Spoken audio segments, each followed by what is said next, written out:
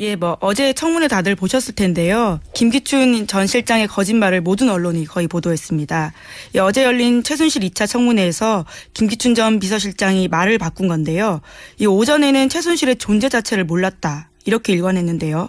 하지만 오후 질의 때 이 박영선 더불어민주당 의원이 이 정유회 문건을 들고 오고 또 동영상을 들고 오면서 거기에 이 최태민, 최순실과 이 김기춘이 알 수도 있다라는 이야기들이 나오면서요. 이 갑자기 몰렸는데요. 이 당황한 김기춘 전 실장은 이 자료를 보니까 최순실이란 이름을 못 들었다고 할 수는 없지만 알지는 못한다. 잘못 기억하고 있는 것 같으니 바로 잡겠다. 이렇게 이야기를 했습니다. 네. 처음으로 김기춘 전 실장이 최순실 씨의 이름을 알지도 못하고, 네. 통화한 적도 없고, 만난 적도 없고, 네. 전면 부인하다가 말도 참 재밌습니다. 이름을 못 들었다고 할 수는 없다. 굉장히 법률적인 이야기일 수 있죠. 네. 피해갈 수 있는. 네. 요 멘트를 못 들으신 분들이 많을 것 같아서 어제 하루 종일 청문회가 있다 보니까 저희가 이 컷 준비했습니다. 일단 들어보시죠.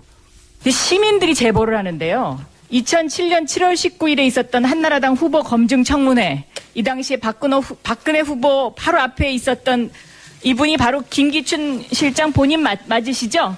네. 네. 네. 본인 맞으시죠? 이때 박근혜 캠프 법률자문위원장이었죠? 네. 네. 자, 오디오 좀 틀어주세요. 자녀인 최순실 씨를 서면 조사하고 유경재단 측으로부터 전달받은 자료를 토대로 조사했으며 특히 최순실 씨와 관련해서는 재산 취득 경위 및 자금 출처 등을 집중적으로 조사했습니다. 영남대학에 대해서는 1988년 문광희 국감자료 법률자문위원장 앞에서 있었던 한나라당 후보 검증 청문회입니다. 그런데 최순실을 몰랐다? 이게 앞뒤가 안 맞죠. 지금 그렇죠? 네. 최순실 죄송합니다. 저도 이제 나이 들어서 이제 와서 나이 들어서 나이 핑계 대지 마시고요. 저도 한 말씀 올리겠습니다. 네? 최순실이라는 이름은 이제 보니까 제가 못 들었다고 말할 수는 없습니다. 그러나 최순실이를 알지는 못합니다. 자. 네. 처음이에요. 처음. 그렇죠. 네. 이분이 청문회에 나온 이유 중에 하나도 어떤 공세에도 굉장히 흔들리지 않고. 네, 자신감이. 네, 법률적으로 완벽하게 방어를 해왔는데 처음으로 이 동영상, 왜냐하면 사진이 있죠. 그렇죠. 본인이 거기 앉아 있었죠. 근데 바로 앞에서 최순실 이름이 계속 거론되죠.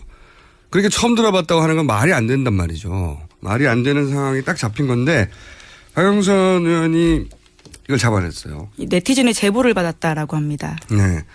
근데 제가 이제 뒷이야기를 한 가지 알려드리면서 이런 거 있으면 궁금해가지고. 예. 어떻게 제보가 이루어졌나 확인해 보거든요. 근데 이 제보를 받은 당사자는 손혜원 의원이라고 해요. 아, 예. 들어보셨어요? 아침에 SNS에 올리신 걸 설핏 본 것 같아요. 예.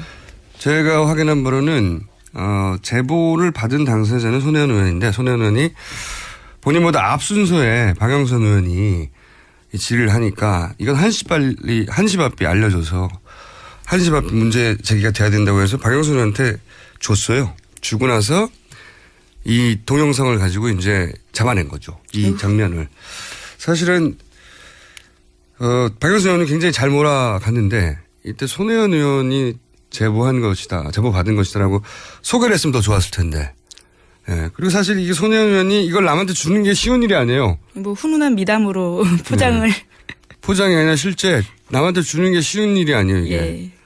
모두가 다 이때 떠봐야겠다고 생각해서 이런 제보가 있으면 자기가 꼭 쥐고 있다가 자기가 쓰려고 하거든요. 그렇죠. 네. 그거를, 줬다. 네.